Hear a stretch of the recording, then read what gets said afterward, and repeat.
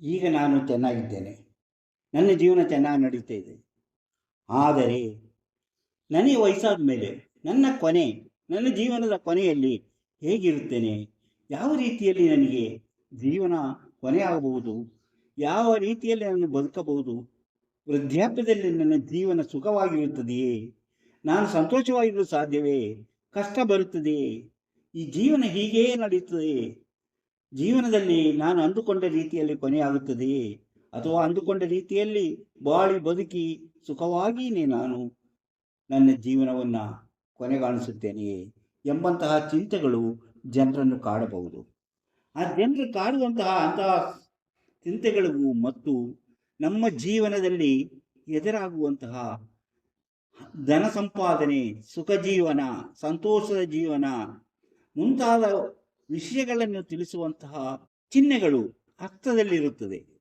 ಅಂದರೆ ನಾವು ಜೀವನದ ಅಂತ್ಯದಲ್ಲಿ, ಸಂಧ್ಯಾ ಸಮಯದಲ್ಲಿ ಯಾವ ರೀತಿ ಬದುಕುತ್ತೇವೆ, ಯಾವ ರೀತಿ ಇರುತ್ತದೆ, ನಾವು ಜೀವನವನ್ನು ಸುಖವಾಗಿ ಕಳೆಯಲು ಸಾಧ್ಯವೇ ಎಂಬುದನ್ನು ತಿಳಿಯಬಹುದು. ಅದೇ ರೀತಿ ಇನ್ನೂ ನಮ್ಮ ಹಣಕಾಸು ಅಭಿವೃದ್ಧಿ ಆಗುತ್ತದೆಯೇ, ಯಾವ ರೀತಿ ಅಭಿವೃದ್ಧಿ ಆಗುತ್ತೆ ಮುಂತಾದ ವಿಚಾರಗಳನ್ನು ನಾವು ತಿಳಿದುಕೊಳ್ಳಬಹುದು. ಅಂಥ ವಿಚಾರಗಳನ್ನು ಇವತ್ತು ನಿಮ್ಮ ಜೊತೆ ಹಂಚಿಕೊಳ್ಳಬೇಕಂತಿದ್ದೇನೆ. ಅಂತಹ ವಿಚಾರಗಳನ್ನು ಹೇಳುವುದಕ್ಕಿಂತ ಮೊದಲು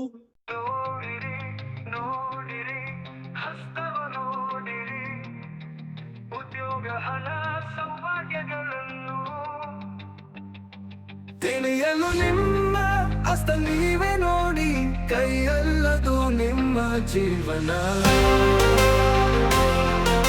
ಎಲ್ಲರಿಗೂ ನಮಸ್ಕಾರ. ಮಾಣಿಯ ಟೈಮ್ಸ್ ಯೂಟ್ಯೂಬ್ ಚಾನಲ್ಗೆ ನಿಮಗೆಲ್ಲರಿಗೂ ಸ್ವಾಗತ. ಇಂದು ನಾನು ಹೇಳಿದೆ, ನಮ್ಮ ಜೀವನದ ಕೊನೆ ಹೇಗಿರುತ್ತದೆ, ಪ್ರತಿಯೊಬ್ಬರ ಜೀವನದಲ್ಲಿ ವೃದ್ಧಾಪ್ಯದಲ್ಲಿ ಹೇಗಿರುತ್ತಾರೆ, ಯಾವ ರೀತಿಯಲ್ಲಿರುತ್ತಾರೆ, ಅವರ ಜೀವನ ಯಾವ ರೀತಿಯಲ್ಲಿ ಮುಂದುವರಿಯುತ್ತದೆ, ಸುಖಾನೋ ದುಃಖಾನೋ ಕಷ್ಟನೋ ಎಂಬುದನ್ನು ತಿಳಿದುಕೊಳ್ಳಬೇಕು. ಹಾಗೆಯೇ ನಮ್ಮ ಜೀವನದಲ್ಲಿ ಹೀಗೆ ಬರುವಂತಹ ಮುಂದೆ ಏನಾಗಬಹುದು, ಮುಂದೆ ಏನು ನಡೆಯುತ್ತೆ ಎಂಬುದನ್ನು ತಿಳಿದುಕೊಳ್ಳಬಹುದು. ಅಂತಹ ವಿಚಾರಗಳನ್ನು ನಿಮ್ಮ ಜೊತೆ ನಾನಿವತ್ತು ಹಂಚಿಕೊಳ್ಳಬೇಕೆಂದಿದ್ದೇನೆ. BM ಫ್ಯೂಚರಾಲಜಿ ರಿಸರ್ಚ್ ಸೆಂಟರ್ನವರು ಸಂಶೋಧನೆಗಳ ಮೂಲಕ ಕಂಡುಕೊಂಡ ವಿಚಾರಗಳನ್ನು ಇಲ್ಲಿ ನಾನು ಹೇಳುತ್ತಿದ್ದೇನೆ. ಅಂದರೆ ಜೀವನದಲ್ಲಿ ನಾವು ಸುಖ ಸಂತೋಷ ಅನುಭವಿಸಿ ಕೊನೆಯಲ್ಲಿ ಏನಾಗುತ್ತದೆ, ವೃದ್ಧಾಪ್ಯದಲ್ಲಿ ಏನಾಗುತ್ತದೆ, ವಯಸ್ಸಾದ ಮೇಲೆ ಏನಾಗುತ್ತದೆ ಎಂಬುದನ್ನು ತಿಳಿದುಕೊಳ್ಳೋಣ. ಇಂತಹ ವಿಚಾರಗಳನ್ನು ಹೊತ್ತು ಬರುತ್ತಿರುವಂತಹ ಮಾಣಿಯ ಟೈಮ್ಸ್ ಯೂಟ್ಯೂಬ್ ಚಾನಲನ್ನು ನೀವು ಇನ್ನೂ ಸಬ್ಸ್ಕ್ರೈಬ್ ಮಾಡಿಲ್ಲವಾದರೆ ಈಗಲೇ ಕೆಳಗೆ ಕಾಣುವ ಸಬ್ಸ್ಕ್ರೈಬ್ ಎಂದು ಬರೆದಿರುವಲ್ಲಿ ಒಮ್ಮೆ ಕ್ಲಿಕ್ ಮಾಡಿ ಸಾಕು, ನೀವು ಸಬ್ಸ್ಕ್ರೈಬ್ ಆಗ್ತೀರಿ. ಅದೇ ರೀತಿ ಪಕ್ಕದಲ್ಲಿ ಕಾಣುವ ಗಂಟೆಯ ಚಿಹ್ನೆಯನ್ನು ಒಮ್ಮೆ ಕ್ಲಿಕ್ ಮಾಡಿದರೆ ಮಾಣಿಯ ಟೈಮ್ಸ್ ಯೂಟ್ಯೂಬ್ ಚಾನಲ್ ಯಾವುದೇ ಹೊಸ ವಿಡಿಯೋ ಅಪ್ಲೋಡ್ ಆದ ಕೂಡಲೇ ನಿಮ್ಮ ಮೊಬೈಲ್ಗೆ ನೋಟಿಫಿಕೇಶನ್ ಬರುವುದರಿಂದ ನೀವು ಎಲ್ಲ ವಿಡಿಯೋಗಳನ್ನು ನೋಡಿ ಹೆಚ್ಚು ಹೆಚ್ಚು ವಿಷಯಗಳನ್ನು ತಿಳಿದುಕೊಳ್ಳಲು ಸಾಧ್ಯವಾಗುತ್ತದೆ. ಪ್ರತಿಯೊಂದು ವಿಡಿಯೋವನ್ನು ಆರಂಭದಿಂದ ಕೊನೆಯವರೆಗೂ ನೋಡಿ, ಲೈಕ್ ಮಾಡಿ, ಶೇರ್ ಮಾಡಿ, ಪ್ರೋತ್ಸಾಹ ಕೊಡಿ. ತುಂಬಾ ಜನರಿಗೆ ತಮ್ಮ ಭವಿಷ್ಯ ತಿಳಿಯಬೇಕಂತ ಆಸಕ್ತಿ, ಕುತೂಹಲ ಇದೆ. ಇದರಲ್ಲಿ ನಂಬಿಕೆ ಮತ್ತು ಆಸಕ್ತಿ ಇರುವವರು ತಮ್ಮ ಭವಿಷ್ಯ ತಿಳಿಯಬೇಕೆಂದಾದರೆ ಇದರಲ್ಲಿ ಕೊಟ್ಟಿರುವಂತಹ ಈ ವಾಟ್ಸಪ್ ನಂಬರಿಗೆ ವಾಟ್ಸಪ್ ಮೆಸೇಜ್ ಮಾಡಿ. ಎಸ್ ಅಂತಾದರೂ ಕಳಿಸಿ, ಹಾಯ್ ಅಂತಾದರೂ ಕಳಿಸಿ. ನಿಮಗೆ ಕೂಡಲೇ ಏನು ಮಾಡಿದರೆ ನಿಮ್ಮ ಭವಿಷ್ಯ ತಿಳಿಯಲು ಸಾಧ್ಯ ಎಂಬುದನ್ನು ತಿಳಿಸುತ್ತೇವೆ. ಅದರಂತೆ ನೀವು ಮುಂದುವರೆದರೆ ನಿಮ್ಮ ನಿಖರವಾದ ಭವಿಷ್ಯವನ್ನು ಹುಟ್ಟಿದಾಗಿನಿಂದ ಕೊನೆಯವರೆಗೆ ಏನೇನು ನಡೆಯುತ್ತದೆ, ಯಾವ ರೀತಿಯಲ್ಲಿ ನಿಮ್ಮ ಜೀವನ ಸಾಗುತ್ತದೆ ಎಂಬುದನ್ನು ತಿಳಿಸುತ್ತೇವೆ. ಜೀವನದಲ್ಲಿ ಎದುರಾಗುವಂತಹ ಸಮಸ್ಯೆಗಳನ್ನು ಪರಿಹರಿಸುವಂತಹ ವಿಚಾರಗಳನ್ನು ನಿಮಗೆ ತಿಳಿಸಲಾಗುತ್ತದೆ. ಆಸಕ್ತಿ ಮತ್ತು ನಂಬಿಕೆ ಇದ್ದವರಿಗಾಗಿ ಮಾತ್ರ ಈ ಕಾರ್ಯಕ್ರಮ. ಬೇರೆಯವರು ಈ ವಿಡಿಯೋವನ್ನು ನೋಡಬೇಕಾದ ಅವಶ್ಯಕತೆ ಇಲ್ಲ. ಈಗ ನೋಡಿ, ನಾನು ಹೇಳಿದೆ, ಜೀವನದಲ್ಲಿ ನಮ್ಮ ವೃದ್ಧಾಪ್ಯದಲ್ಲಿ ನಾವು ಹೇಗಿರುತ್ತೇವೆ, ನಮ್ಮ ಜೀವನ ಯಾವ ರೀತಿ ಮುಂದುವರಿಯುತ್ತದೆ ಎಂಬುದನ್ನು ತಿಳಿದುಕೊಳ್ಳೋಣ. ಅದಕ್ಕಾಗಿ ನಾವು ಯಾವುದನ್ನು ನೋಡಬೇಕು, ಆಯುಷ ರೇಖೆಯನ್ನ ಕೊನೆಯಲ್ಲಿ ಆಯುಷ ರೇಖೆಯನ್ನು ನೋಡಬೇಕು. ಆಯುಷ ರೇಖೆ ಯಾವುದು ನಿಮ್ಗೆ ಗೊತ್ತಿದೆ, ಇದು ಆಯುಷ ರೇಖೆ, ಇದು ಆಯುಷ ರೇಖೆ, ಇದು ಆಯುಷ ರೇಖೆ. ಈ ಆಯುಷ ರೇಖೆ ಕೊನೆಯಲ್ಲಿ ಇಲ್ಲಿ ಒಂದು ಕಪ್ಪು ಚುಕ್ಕೆ ಇದ್ದರೆ, ಇಲ್ಲೊಂದು ಕಪ್ಪು ಚುಕ್ಕೆ ಕಾಣಿಸಲ್ಲ, ಇಲ್ಲೊಂದು ಕಪ್ಪು ಚುಕ್ಕೆ ಇದ್ದರೆ, ಕೊನೆಯಲ್ಲಿ ಕಪ್ಪು ಚುಕ್ಕೆ ಇದ್ದರೆ ಇವರು ಮುಪ್ಪಿನಲ್ಲಿ ರೋಗ ರುಜಿನಗಳಿಂದ ಕಷ್ಟಪಡಬೇಕಾಗುತ್ತದೆ. ಅಂತಹ ಒಂದು ಸೂಚನೆ ಇದಾಗಿದೆ ಎಂದು ತಿಳಿದುಕೊಳ್ಳಬೇಕು. ಆದುದರಿಂದ ಇವರು ಜೀವನದಲ್ಲಿ ರೋಗ ಬರದಂತೆ ಆಹಾರ ಕ್ರಮದಲ್ಲಿ ಹೆಚ್ಚು ನಿಯಂತ್ರಣ ಇರಬೇಕು. ಹಾಗೂ ಮನಸ್ಸನ್ನ ಯಾವಾಗಲೂ ಒಳ್ಳೆಯದ ವಿಚಾರಗಳ ಬಗ್ಗೆ ನೆನೆಯುತ್ತಾ ಅದರ ಬಗ್ಗೆ ಯೋಚಿಸುತ್ತಾ ಇರಬೇಕು. ಟೆನ್ಷನ್ ಮಾಡಿಕೊಳ್ಳಬಾರದು. ಜೀವನದಲ್ಲಿ ಕಷ್ಟ ಬರುತ್ತದೆಂದು ಚಿಂತೆ ಮಾಡಬಾರದು. ಯಾವಾಗಲೂ ಪಾಸಿಟಿವ್ ಚಿಂತೆಗಳಿಂದ ಅವರಿದ್ದರೆ ಅವರಿಗೆ ಬರಬಹುದಾದ ರೋಗ ರುಜಿನಗಳಿಂದ ಕೊಂಚ ಮಟ್ಟಿಗಾದರೂ ನಿಯಂತ್ರಣ ತಂದುಕೊಳ್ಳಲು ಸಾಧ್ಯವಾಗುತ್ತದೆ ಅಂತ ಈ ಚಿಹ್ನೆಯ ಹೆಸರು. ಈಗ ಒಂದು ವೇಳೆ ಇಲ್ಲಿ ಒಂದು ದೀಪ, ನಿಮಗೆ ಗೊತ್ತಿದೆ ದೀಪ ಹೀಗಿರುತ್ತೆ, ದೀಪದ ಚಿಹ್ನೆ ಹೀಗೆ, ದೀಪ ಅಂದರೆ ಹೀಗಿರುತ್ತೆ. ಈ ದೀಪದ ಚಿಹ್ನೆ ಇದ್ದರೂ ಅಂತಹ ವ್ಯಕ್ತಿಗಳಿಗೂ ಮುಪ್ಪಿನಲ್ಲಿ ರೋಗ ಬರುವ ಸಾಧ್ಯತೆ ಇದೆ ಎಂಬುದ ಸೂಚನೆ ಎಂಬುದನ್ನು ತಿಳಿದುಕೊಂಡಿರಬೇಕು. ಆದುದರಿಂದ ಮೇಲೆ ಹೇಳಿದ ರೀತಿಯಲ್ಲಿಯೇ ಅಂತಹ ವ್ಯಕ್ತಿಗಳು ಆಹಾರ ಕ್ರಮದಲ್ಲಿ ಹೆಚ್ಚಿನ ಎಚ್ಚರಿಕೆ ವಹಿಸಬೇಕಾಗುತ್ತದೆ. ಹಾಗೆಯೇ ಮನಸ್ಸನ್ನು ಯಾವಾಗಲೂ ಪಾಸಿಟಿವ್ ಚಿಂತೆಗಳೊಂದಿಗೆ ಒಳ್ಳೆಯ ವಿಚಾರಗಳನ್ನು ಯೋಚನೆ ಮಾಡುತ್ತಾ ತಮಗಿಷ್ಟವಾದಂತಹ ವಿಚಾರಗಳ ಬಗ್ಗೆ ಒಳ್ಳೆಯದಾಗುತ್ತದೆ ಎಂಬ ತಿಳುವಳಿಕೆಯಿಂದ ಬದುಕಿದರೆ ಇಂತಹ ರೋಗಗಳು ಬರುವುದನ್ನು ತಡೆಗಟ್ಟಲು ಸಾಧ್ಯವಾಗಬಹುದು. ಈಗ ನೋಡಿ, ಅದು ಒಂದು ವೇಳೆ ಇದು ಎರಡೂ ಅಲ್ಲ, ಇನ್ನು ಇದು ಎರಡು ರೋಗದ ವಿಚಾರ ಆಯಿತು. ಇನ್ನು ಇದು ಆರೋಗ್ಯ ರೇಖೆ. ಹೀಗೆ ರೇಖೆಗಳಿದ್ದರೆ, ಎಲ್ಲಿ ತಳದಲ್ಲಿ ಇಂತಹ ಗೆರೆಗಳಿದ್ದರೆ, ಈ ರೀತಿಯ ಗೆರೆಗಳಿದ್ದರೆ ಇವರಿಗೆ ಮುಪ್ಪಿನಲ್ಲಿ ಬಡತನ ಕಾಡುವಂತಹ ಸಾಧ್ಯತೆ ಇದೆ. ಹಾಗೂ ಒಂಟಿಯಾಗಿರಬೇಕಾದಂತಹ ಸ್ಥಿತಿ ಬರಬಹುದು. ಒಂಟಿತನವನ್ನು ಕಾಡುವಂತಹ ಸಾಧ್ಯತೆ ಇದೆ. ಅದೇ ರೀತಿಯಲ್ಲಿ ಕೆಲವು ರೋಗದ ಸೂಚನೆಯು ಇದಾಗಿದೆ ಎಂಬುದನ್ನು ತಿಳಿದುಕೊಳ್ಳಬಹುದು. ಅದೇ ರೀತಿ ಈಗ ನೋಡಿ, ನಾವು ಹೇಳಿದ್ರೆ ಇಂತಹ ವಿಚಾರಗಳು ನಮಗೆ ಜೀವನದ ಕೊನೆಯನ್ನ ಹೇಗಿರುತ್ತದೆ ಎಂಬುದನ್ನು ಸೂಚಿಸುತ್ತದೆ. ಅದೇ ರೀತಿ ಇಲ್ಲಿ ನೋಡಿ, ಒಂದೇ ಒಂದು ರೇಖೆ, ಇಲ್ಲಿ ಒಂದು ರೇಖೆ, ಇಲ್ಲಿಂದ ಒಂದು ರೇಖೆ ಹೀಗಿದ್ದರೆ, ಅಂದರೆ ಇಲ್ಲಿ ಶನಿ ಪರ್ವದಲ್ಲಿ ಇದ್ದರೆ ಅಂತಹ ವ್ಯಕ್ತಿಗಳು ಮುಪ್ಪಿನಲ್ಲಿ ಸಂತೋಷ ಸುಖದಿಂದ ಇರುತ್ತಾರೆ. ಅವರಿಗೆ ಹೆಚ್ಚಿನ ರೋಗಗಳು ಬರುವಂತಹ ಸಾಧ್ಯತೆ ಇಲ್ಲ ಎಂಬುದನ್ನು ಅದು ಸೂಚಿಸುತ್ತದೆ ಎಂಬುದನ್ನು ತಿಳ್ಕೊಂಡಿರಬೇಕು. ಈಗ ನೋಡಿ, ಶನಿ ಪರ್ವದಲ್ಲಿ ಹೇಳಿದ ಈಗ ನೋಡಿ ಇಂತಹ ವಿಚಾರಗಳು ನಾವು ತಿಳ್ಕೋಬೇಕಾಗಿದ್ದು. ನೋಡಿ, ಈ ಶನಿ ಪರ್ವ ಈ ಶನಿ ಪರ್ವದಿಂದ ನೋಡಿ, ಈಗ ಶನಿ ಪರ್ವದಿಂದ ರೇಖೆಗಳು ಬಂದಿದ್ದರೆ, ಇಂತಹ ಶನಿ ಪರ್ವದಿಂದ ಈ ತರ ರೇಖೆಗಳು ಬಂದಿದ್ದರೆ ಎಲ್ಲಿ ಬಂದಿರುತ್ತದು? ಗುರುಪರ್ವದ ಕಡೆಗೆ ಬಂದಿರುತ್ತೆ.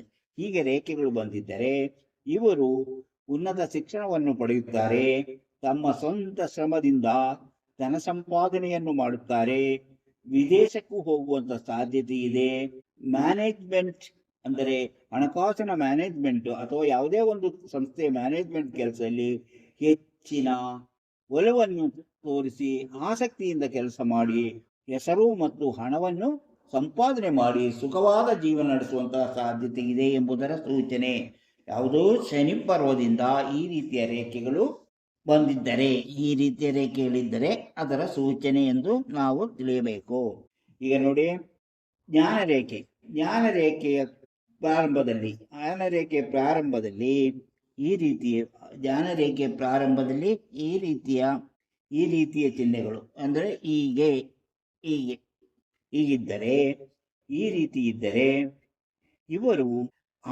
ಅವರ ಜೀವನದ ಆರಂಭ ಉತ್ತಮವಾಗಿರುತ್ತದೆ, ಸಂತೋಷವಾಗಿರುತ್ತದೆ. ಹಣ ಸಂಪಾದನೆಯನ್ನು ಮಾಡಲು ಅವರು ಒಳ್ಳೆಯ ದಾರಿಯನ್ನು ಕಂಡುಕೊಳ್ಳುತ್ತಾರೆ ಎಂಬುದರ ಸೂಚನೆಯಾಗಿದೆ. ಅಂದರೆ ಇವರು ಸ್ವಂತವಾಗಿ ತಮ್ಮ ಸ್ವಂತ ಇಷ್ಟದಂತೆ ಹಣ ಸಂಪಾದನೆಯನ್ನು ಮಾಡಿ ಹಣ ಸಂಪಾದನೆ ಮಾಡುತ್ತಾರೆ. ಹಾಗೂ ಸಂಘಟಕರು ಜನರನ್ನು ಒಟ್ಟು ಸೇರಿಸುವಂತಹ ಕೆಲಸದಲ್ಲೂ ಇವರು ಜಾಣರೆನಿಸಿಕೊಳ್ಳುತ್ತಾರೆ ಎಂಬುದರ ಸೂಚನೆ. ಒಂದು ವೇಳೆ ಇವರು ರೇಖೆ ಕೊನೆಯಲ್ಲಿ ಹೀಗಿದ್ದರೆ ನೋಡಿ, ಆ ರೇಖೆ ಕೊನೆಯಲ್ಲಿ ಈ ರೀತಿ ಇದ್ದರೆ ಇವರು ಕಲ್ಪನೆ ಮತ್ತು ಶ್ರಮದಿಂದ ಇವರು ಹೆಚ್ಚಿನ ಹಣವನ್ನ ಸಂಪಾದನೆ ಮಾಡುವಂತಹ ಸಾಧ್ಯತೆ ಇದೆ.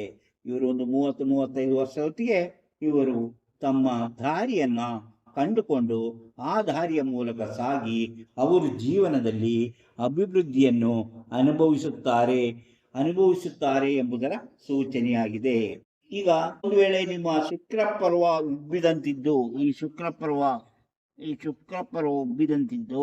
ಹಾಗೂ ರಾಗು ಪರ್ವ ಇಲ್ಲಿರುತ್ತೆ. ರಾಗು ಪರ್ವ ಉಬ್ಬಿದಂತಿದ್ದರೆ ಅವರು ಬೇರೆಯವರಿಗಾಗಿ ಶ್ರಮ ಪಡುತ್ತಾರೆ, ಬೇರೆಯವರಿಗಾಗಿ ಸಹಾಯ ಮಾಡುತ್ತಾರೆ, ಬೇರೆಯವರ ಮಾತಿನಂತೆ ನಡೆದುಕೊಳ್ಳುವಂತಹ ಸಾಧ್ಯತೆಯು ಹೆಚ್ಚಾಗಿ ಕಂಡುಬರುತ್ತದೆ. ಇವರು ಸಂಗಾತಿಯಿಂದ ಹೆಚ್ಚಿನ ಮಾತನ್ನು ಕೇಳಬಹುದು. ಇವರು ಆಧ್ಯಾತ್ಮಿಕ ವಿಚಾರದಿಂದ ಹೆಚ್ಚಿನ ಆಧ್ಯಾತ್ಮಿಕ ವಿಚಾರದಲ್ಲಿ ಗುರುಗಳಾದವರಿಂದ ಉತ್ತಮವಾದಂತಹ ಅಭಿಪ್ರಾಯಗಳನ್ನು ಕೇಳಿ ಅದರಂತೆ ಶ್ರಮಪಟ್ಟು ಉತ್ತಮ ಜೀವನವನ್ನ ಸಾಗಿಸುತ್ತಾರೆ ಎಂಬುದರ ಗುಣ.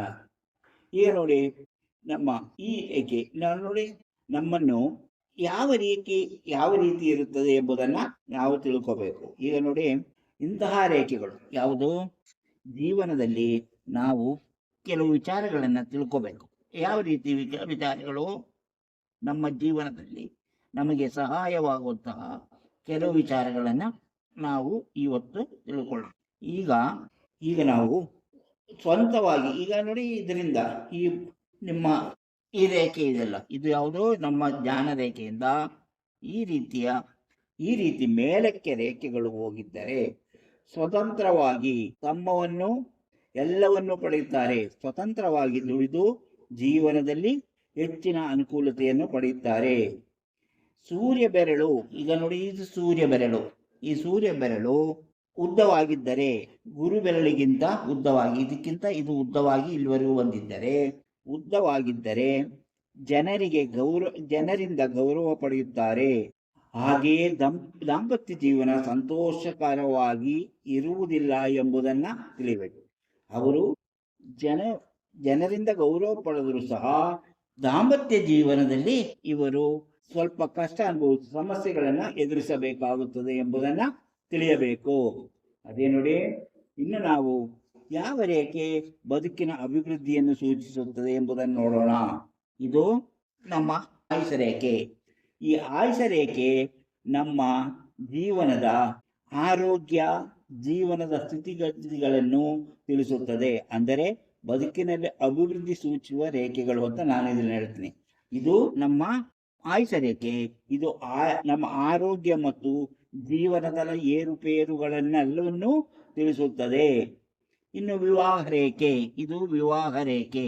ಈ ವಿವಾಹ ರೇಖೆ ಇದೆಲ್ಲ, ಈ ವಿವಾಹ ರೇಖೆ ಹೆಚ್ಚು ಗೆರೆಗಳಿದ್ದರೆ ಅವರು ಏಕಮುಖ ಪ್ರಣಯಿಯಾಗಿರುತ್ತಾರೆ. ಅಂದರೆ ಅವರು ಬೇರೆಯವರನ್ನ ಇರುತ್ತಾರೆ, ಆದರೆ ಅವರು ಪ್ರೀತಿಸುವ ವ್ಯಕ್ತಿಗೆ ಈ ವಿಷಯ ತಿಳಿದಿರುವುದಿಲ್ಲ.